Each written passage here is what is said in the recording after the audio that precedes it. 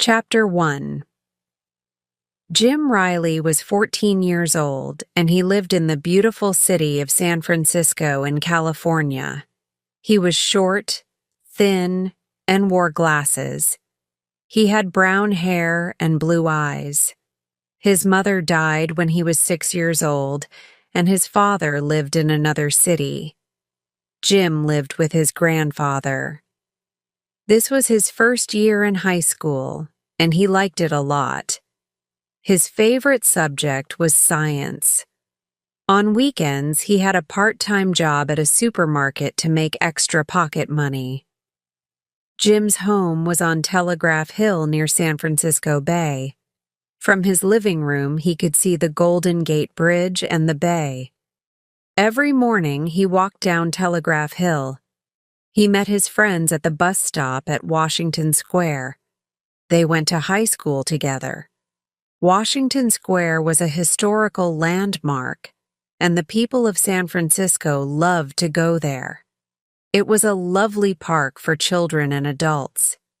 There was a small playground for children. It was also a place for the people of the North Beach neighborhood to meet. There were restaurants, cafes, and nice shops around Washington Square. Often there were music and arts festivals. Normally, Washington Square had green grass and beautiful flowers.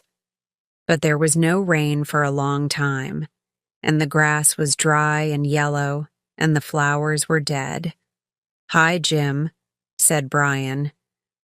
Brian Wilson was Jim's best friend. He was 14 too. He was a tall boy, with blonde curly hair and green eyes. He played basketball on the high school team. His parents had a grocery store, and he helped them on weekends. "Hi, Brian. Did you finish your English homework?" said Jim. "Yes, I did, but Shakespeare wasn't easy." "Look, there's Susan," said Brian. "Hi, guys," said Susan. Susan Hardy was a pretty African-American girl. She was a good friend of both boys. She was also a very good student. She had a part-time job as a babysitter for the children of her neighbors, the Moreno family. Her brother Tom was 20 years old. He was a biology student at San Francisco University and played on the university football team. "Are you ready for the math test?" asked Susan. "I studied all afternoon yesterday, but I'm not ready," said Brian. "I'm not either. I didn't look at my notes," said Jim. The bus came and they got on. They saw their school friends and started talking. The bus was always crowded, but the bus ride was fun. When they got near Galileo High School, they could smell the chocolate from the chocolate factory nearby. They loved the smell of the chocolate. It made them hungry. The math test was difficult. The students were happy when it was finally lunchtime. They all went to the big school cafeteria. "Why is math so difficult?" said Jim. "I think Mrs. Miller makes the test difficult." "Don't worry about the test and eat your lunch," said Brian. In the afternoon, they had a long science lesson. It was very interesting. They studied chemistry in the school laboratory. They often did experiments with their chemistry teacher, Mr. Woods. They liked Mr. Woods. At 3:15, the school bell rang. It was time to go home, and it was Friday. "What are you doing this weekend?" asked Brian. "I'm working at the supermarket tomorrow," said Jim. "But on Sunday, I'm coming to see your basketball game." "I hope we win," said Brian. "I'm working tomorrow as well, at my parents' grocery store. It's always a busy day, but I'm free tomorrow night." "Well, I'm babysitting for the Moreno children all weekend," said Susan. "Do you want to go to the movies tomorrow night, Jim?" asked Brian. "Yes, that's a great idea," said Jim. "I'll phone you." Chapter 2. The Face at the Window. Jim walked slowly up Telegraph Hill. It was a foggy afternoon in February. Every day, Jim walked in front of an old mansion. It was a mysterious wooden building with a big garden and a fence around it. Jim often looked at it and thought, "What's inside? Why doesn't anyone live here?" That afternoon, he stopped in front of the gate. He looked at the garden and the trees. What a strange place. No one took care of it. Then he looked up at the old mansion. He looked at the window on the second floor. There was a face behind it. He felt cold. It was the face of a little girl with long, dark hair. But no one lived in that mansion. Who was it? A ghost? Jim didn't believe in ghosts, but who was the girl at the window? She looked down at him. He continued looking at the window. Suddenly, the face of the girl disappeared. Jim could not see well because it was very foggy. He decided to go home quickly. He walked in the door and into the living room. He saw his grandfather in the corner of the room. "Grandpa!" he cried. "I saw a ghost." "What did you say?" asked his grandfather with a smile. "I saw the face of a little girl at the window of the old mansion. No one lives there, but I saw a girl. She looked at me." "Are you sure, Jim? It's a very foggy afternoon. Did you see her clearly?" "No one lives in the old Stewart mansion. It's about 100 years old. There's a strange story about it, but I don't think there are any ghosts." "What story?" "Please tell me," said Jim. "Well, Mr. Stewart was a very rich but very strange man. He was very interested in science and experiments. He had a lot of enemies. People thought his experiments were mysterious and sinister. His wife and daughter died in a mysterious accident. It was terrible. He left San Francisco and returned to New York." "I saw a face, Grandpa. I did," said Jim. "But Jim, you don't believe in ghosts," said his grandfather. "You're right, but I saw that girl's face," said Jim. "Maybe it was your imagination," said his grandfather kindly. Jim went to his room and turned on the radio. He listened to some songs and then started doing his homework. The next day, Jim went to work at the supermarket.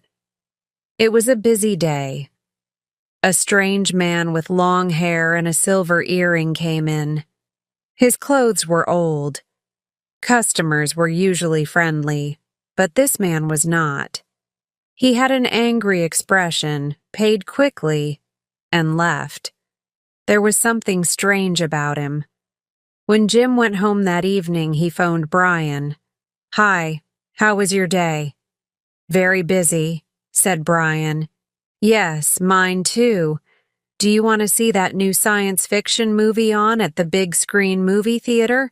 We can meet at 7 p.m. in front of the park," said Jim. "Okay, I'll see you then," said Brian. "At Washington Square. Don't be late." Jim left the house and started walking to the park. He stopped in front of the gate of the old Stewart mansion again. There was no one at the window. He stayed there a few minutes. It was windy, and the big trees in the garden made strange noises. He looked at his watch. It was nearly 7 o'clock. He was late to meet Brian. Chapter 3. The Stewart Mansion. After the movies, the two boys went to eat an ice cream at Pier 39. It was a beautiful night. They stopped and looked at Alcatraz Island in the middle of San Francisco Bay. Jim told Brian about the face at the window. "What?" said Brian. I don't believe it. I want to come with you next week. I want to see her too. Really? That's great, said Jim. It's a strange place. I'm always a little afraid when I go alone. Let's go together soon. On Monday after school, the two friends met Susan at the bus stop. They got on the bus. Where are you going? Susan asked. Can you keep a secret? Asked Jim. Why? Do you have a secret? Asked Susan. Yes, I do, said Jim. Is it about Jenny Lee's new boyfriend? Asked Susan.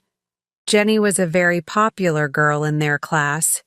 Susan hoped Jenny Lee's new boyfriend wasn't Jim. He told her about the Stewart mansion and about the face at the window. Then he told his friends his grandfather's story about the mansion, the scientist, and the mysterious accident. Scary, said Susan. Old mansions always have ghosts. Can I come with you? Jim smiled at her and said, Of course, but promise not to tell anyone. Jim was happy that Susan wanted to come. Susan was pretty. Hey, come on, it's our stop, said Brian. Let's get off. It was 4:30 p.m., and it was a cold, sunny afternoon. The three friends walked up Telegraph Hill. When they arrived at the Stewart mansion, they stopped in front of the old gate. What a strange place, said Susan. It's cool, said Brian. They looked at the window on the second floor, but they saw nothing. They started talking and looking around. Hey, do you smell anything strange? Said Susan. They stopped and smelled the air. There was a very bad smell in the air. What is that smell? Asked Brian. I don't know. It smells like rotten eggs, said Jim. Yes, that's true. But where is it coming from? Asked Brian. Susan and Brian looked at Jim. Then they looked at the window on the second floor again. Are you sure you saw a face, Jim? Asked Susan. Jim didn't know what to say.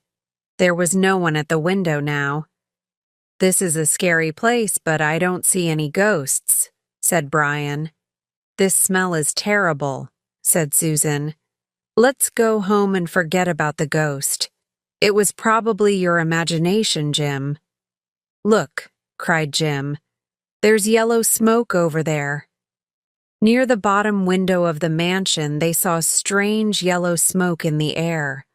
Wow, you're right, said Susan. What's happening here? Said Brian. It smells like a dead body. Maybe there's a dead body in the mansion. Maybe this is a secret cemetery, said Jim. Brian's face became white. The three friends looked at each other. A secret cemetery? They said softly. They were curious but terrified at the same time. No one knew what to say. Oh, please, let's go home. This place frightens me, said Susan. There's something strange happening here, said Brian.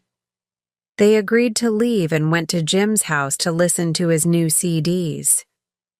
They sat in Jim's room and talked about the mansion. Then Susan suddenly said, Hey, there's the big Chinese New Year parade this Saturday night. I'm taking the Moreno children. It's always lots of fun, said Jim. I'm going to go. Me too, said Brian. Chapter 4, Chinese New Year. This was the year of the dragon. The Chinese believe that the dragon brings good luck.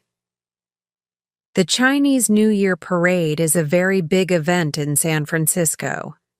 It always takes place on a Saturday night between January 21 and February 19th. The date depends on the position of the moon. Thousands of people go to see the parade every year. There are many beautiful costumes, Chinese music, and Grant Avenue is decorated with colorful lanterns. A long paper dragon moves along Grant Avenue. There are firecrackers and lots of noise. Jim and Brian took the cable car to Grant Avenue. It was always fun to ride the cable car. Susan and their high school friends were at the parade. Jenny Lee was there with her new boyfriend. He was the captain of the football team, and he was handsome. There was a big crowd everywhere. Suddenly, on the other side of the street, Jim saw the face of the little girl at the window in the crowd. Jim told Brian, "Let's follow her," said Brian. It was difficult to move because there were lots of people everywhere. Then the big paper dragon appeared in the parade. The little girl suddenly disappeared behind the long dragon. "How can anyone disappear so quickly?" said Jim. They went back to watch the parade. Maybe she is a ghost, he thought. The weekend passed quickly. It was Monday morning, and they were at school. Brian and Jim told Susan about the girl.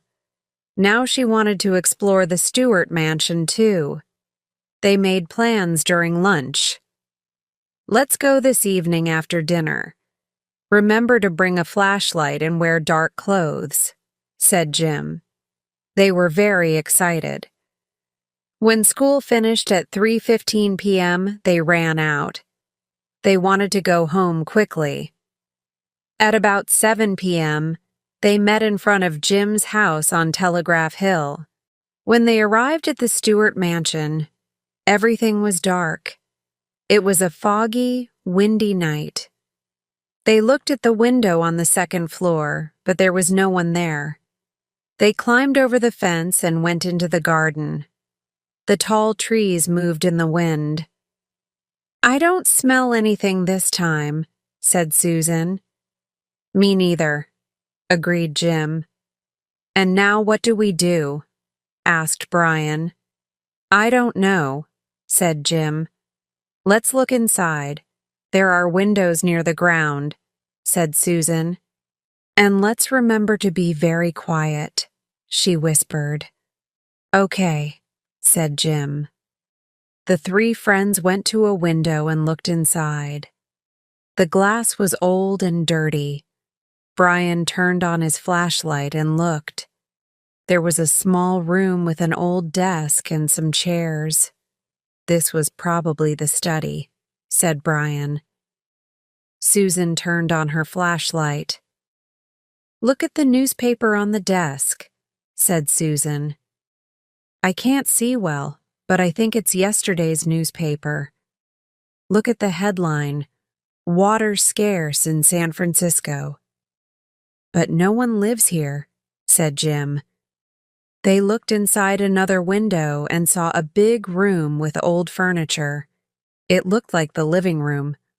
On the wall there was a big painting of a man, a woman, and a little girl. "Look, that's probably a painting of the Stewart family," said Susan. "Yes, before the mysterious accident," said Jim. "And the little girl has long, dark hair." "She looks like the girl at the window," said Susan. "But we saw the little girl at the parade," said Brian. "How can she be a ghost?" "Remember? She disappeared behind the dragon very quickly," said Jim. They went to the other side of the mansion. There was a broken window near the bottom of the house. They looked inside. They saw a big, dark basement. No one was there. Then Jim turned on his flashlight too. In the basement, they saw some long tables. There were test tubes, glass bottles, and other laboratory equipment. "This looks like our chemistry lab," said Jim. "Maybe someone is using it," said Susan. "But why?" "Maybe someone is experimenting with something secret," said Brian. "I don't like this place," said Susan. It gives me a bad feeling. Are you scared? Asked Brian. No, I want to come back again, but in the daytime, said Susan. Okay, said Jim. Let's go then. Crash! There was a loud noise. It came from one of the rooms upstairs. What was that? Cried Susan. We're not alone here. Someone or something is here, said Jim. Let's get out of here, said Brian. They started running to the fence. They ran under the trees and suddenly heard a strange sound from the branches above their heads. They looked up. Eek! Cried Susan. Bats! They climbed over the fence quickly and ran away. Chapter 5. A mysterious magician. Jim heard the voice of a child in the fog. Help! Help! It was a cold night. Jim stood in front of the Stewart mansion. There was fog everywhere. The voice came from inside the mansion. He didn't know what to do. He wanted to help the child, but he also wanted to run away. Suddenly he felt a hand on his arm. For a moment his heart stopped. He could not turn around. He was too scared. An angry voice behind him said, What do you want? Jim turned around slowly. He saw a big man with long, dark hair and angry eyes. It's the same man I saw at the supermarket 2 weeks ago, he thought. He was about 50 years old. He had a silver tooth and it shone in the dark. He also had a silver earring. He was awful. Well, what do you want here? Jim looked at him and said, Nothing. Who are you? Don't ask questions. Stay away from here. I'm a dangerous man. I eliminate problems, and you're a problem. Go away now.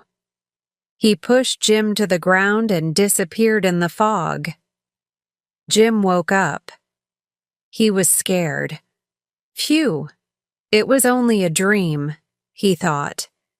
He looked at his alarm clock. It was 3 a.m. The next day, Jim, Brian, and Susan went back to the mansion in the afternoon. They went to the basement window. No one was there, but there was a big black book on one of the tables. Someone was here last night or this morning. There's a book on the table. It wasn't here last night, said Jim.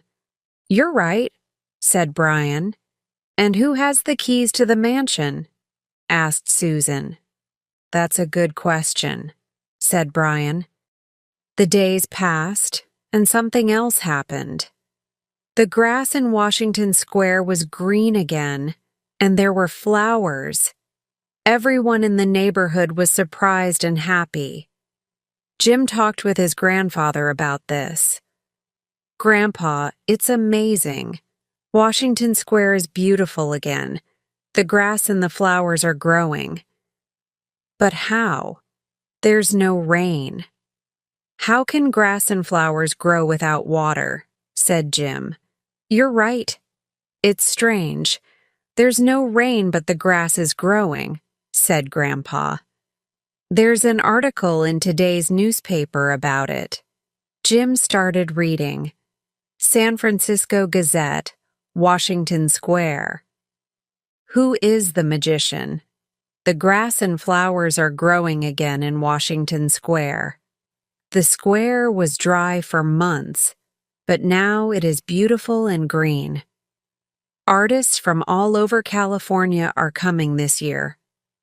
Some people believe something mysterious is happening in Washington Square. The organizer of the jazz festival, Mike Murphy, says, I thought it wasn't possible to have the jazz festival this year. But now it's beautiful, and we can have the festival as we always do. One person said, There's no rain, but the grass and the flowers are growing. I don't believe in magic, but it's very strange. Who is the magician? Mr. Magician, can you bring San Francisco some rain too? Chapter 6. The Game. One afternoon, Susan took the Moreno children to Washington Square.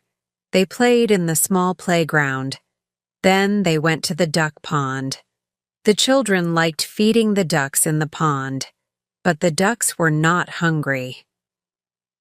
"Susie, why aren't the ducks eating the bread?" asked little Sally Moreno. "I don't know. It's strange. They're usually hungry." "The fish aren't hungry either," said Susan. "Well, it's 5:30 and it's time to go home." The next morning there was a big crowd at Washington Square.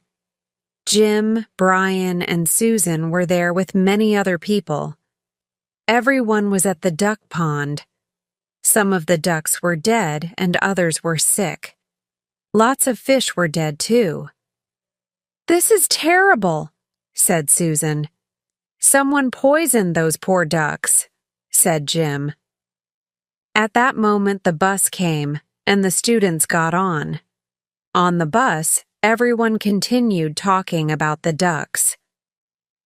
Early the next morning, Jim's grandfather bought the newspaper. During breakfast, this is what they read. San Francisco Gazette, dead ducks at Popular City Square. 8 ducks and many fish were found dead in the pond in Washington Square yesterday morning. Only last week people came to see the jazz festival. It was a great success. A scientist analyzed the grass and the water in the pond and found a high quantity of a new chemical. The new chemical is similar to Green X, but it is more toxic. Green X was a popular fertilizer 20 years ago. It is illegal to use it today, the scientist said. The volunteer organization Helping Hands is now looking after the sick ducks. Volunteers can call this number 392 Rue 369. The San Francisco Police Department are investigating the case. "Wow," exclaimed Jim. "This mysterious new chemical is responsible for the green grass. So someone created a new fertilizer, and it's toxic." "What irresponsible people," said Jim's grandfather. "Think of the children. They play in Washington Square." On Thursday evening, Jim and Brian were at Susan's house. "This fertilizer thing is so strange. Maybe it's a mad scientist," said Brian. "Maybe they can make a lot of money with this new fertilizer," said Jim. "Yes, a lot of money." "And they'll poison all the animals," said Brian. Susan was quiet for a few minutes. Then she said, "I want to solve this mystery. I think there's a connection between the Stewart mansion and this fertilizer, but I don't know." On Friday evening, Susan went to see her brother's football game. It was San Francisco University versus Monterey University. Tom was a good player. The stadium was almost full. Susan found a good seat to watch the game. Susan liked football games. She always went to watch her brother play. It was a cold night, and she put her hands in her pockets. "I'm glad I have a warm jacket," she thought. Then she looked at her watch. It was almost 8:30. It was time for the big game to start. She was excited. Suddenly, 2 people behind her started talking about Washington Square, but she could not hear all of their conversation because there was lots of noise. She listened carefully. "These people know something," thought Susan. She continued listening, but she did not look at them. "It's illegal, but the experiment almost finished," said one voice. "All right. On Lombard Street," said the other voice. "Lombard Street. The Stewart Mansion is on Lombard Street. So there is a connection between the mansion and Washington Square, Susan thought. Suddenly she understood. I must tell Jim and Brian, she thought. She was very excited and looked at her watch. The game finished on time, and San Francisco University won. After the game, she phoned Jim. She told him about the conversation between the two young women. You're a great detective, Susan. You're right. It's that secret laboratory, said Jim. Let's tell the police immediately, said Susan. Yes, that's the right thing to do. Tomorrow's Saturday. Let's meet early in the morning, said Jim. I'll call the supermarket and tell them I can't work. Okay, said Susan. I'll call Brian now. It was lucky I went to Tom's football game, she thought. Chapter 7. The Police Station. On Saturday morning, Jim, Brian, and Susan went to the Chinatown police station. Good afternoon, Brian said to the policeman at the door. What can I do for you? Asked the policeman. We want to report something, said Brian. Come to my office and sit down, said the policeman. I'm Sergeant Chan. They explained everything to Sergeant Chan. He was interested and a little surprised. Why were you at the Stewart mansion? Asked Sergeant Chan. One day I saw the face of a little girl at the window, said Jim. I told my friends and we wanted to explore it. Did you see anyone inside this secret lab? Asked Sergeant Chan. No, we didn't, said Jim. I understand, said Sergeant Chan. The mansion is very close to Washington Square. Perhaps you discovered something interesting that night. I'll send some officers to investigate. I want you to come too. You know where the laboratory is. I'll phone you. Yes, Sergeant, answered Jim. In the afternoon, the phone rang at Jim's house. Hello, this is Sergeant Chan of the San Francisco Police Department. May I speak to Jim Riley? This is Jim Riley. Hello, Sergeant Chan. Jim, my officers and I are going to investigate the Stewart mansion. Can we meet you at 5 o'clock this afternoon? Of course. Let's meet in front of my house at 325 Lombard Street. Then we can go together, said Jim. You and your friends wait outside your house. We'll go in a police car, said Sergeant Chan. We'll see you at 5 o'clock then. Goodbye. Jim was excited. He told his grandfather about the phone call. I'm very proud of you and your friends. You're doing the right thing, said his grandfather. He smiled, but he was worried. Thanks, Grandpa. Jim called Brian and Susan. Meet me outside my house. The police are going to drive us to the mansion. It was 5 p.m.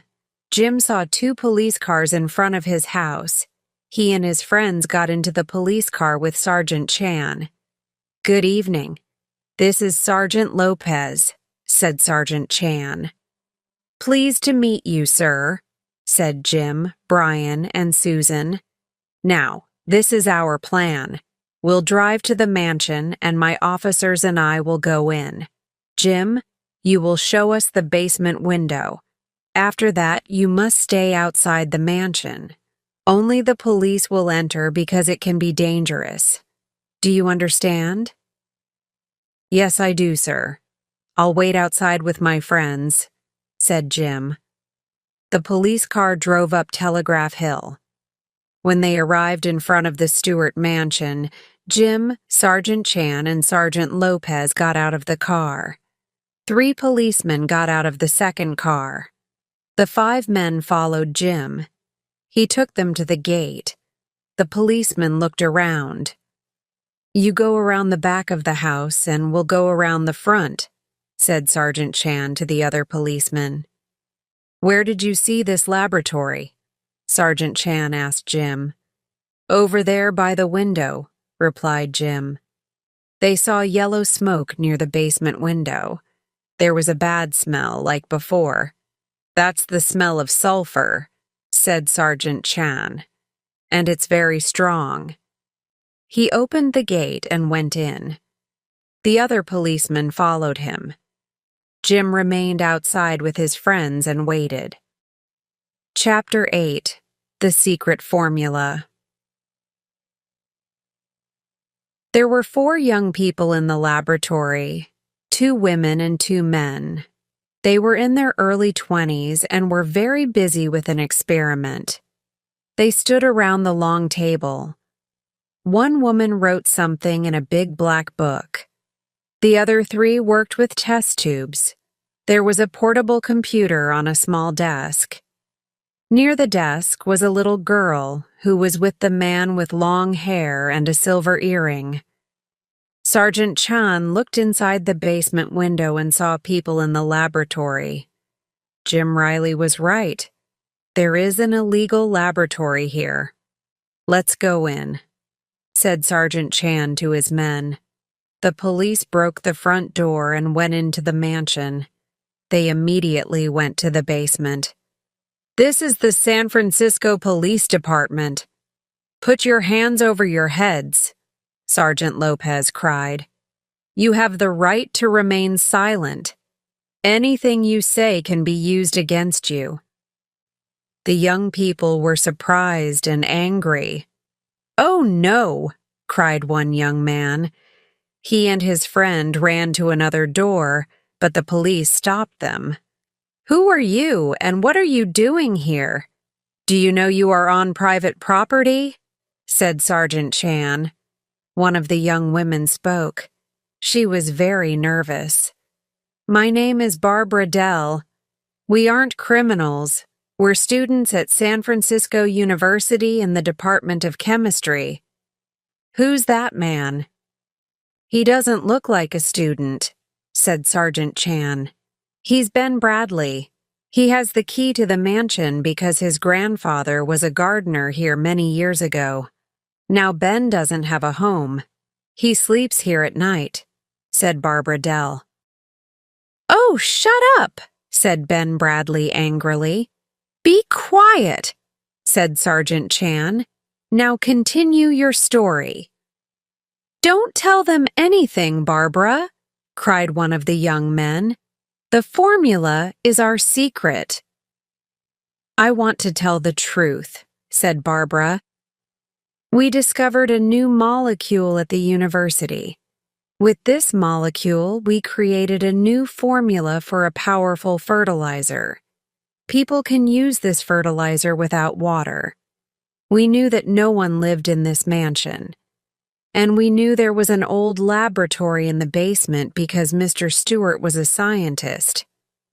We wanted to keep this a secret because you wanted to sell it to a company and make a lot of money. And you tested the fertilizer in Washington Square.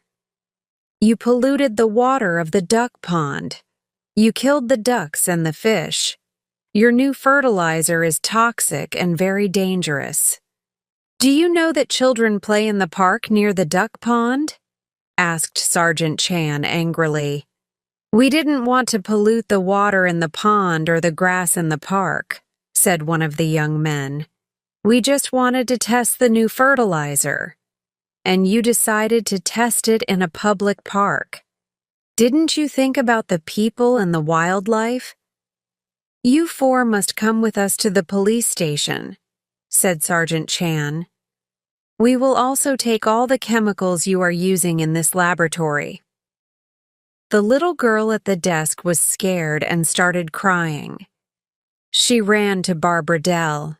"Who is she?" asked Sergeant Lopez. "She's my little sister.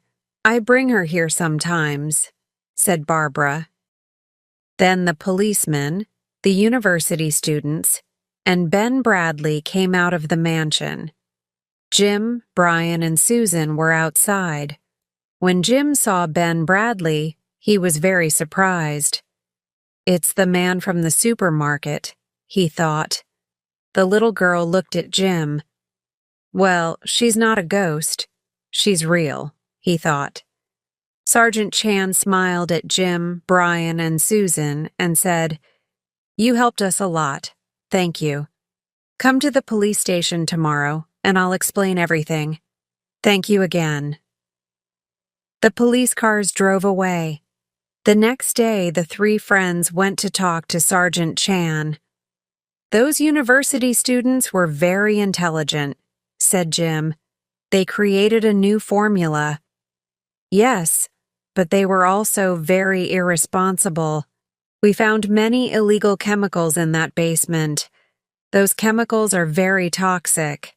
Now we must close Washington Square for a few weeks. There will be a lot of work for our chemical experts, said Sergeant Chan. What will happen to the university students? Asked Susan. There will be a trial, said Sergeant Chan. They could go to prison. How are the other ducks? Asked Brian. The volunteers at Helping Hands are looking after them. They're feeling better, said Sergeant Chan. Jim, Brian, and Susan left the police station. They were all happy. Pizza for everyone tonight, said Jim. Great idea, said Brian. Let's go to Nico's pizza place on Washington Square, said Susan. Jim and Brian looked worried. Don't worry, I'm only joking, said Susan, laughing.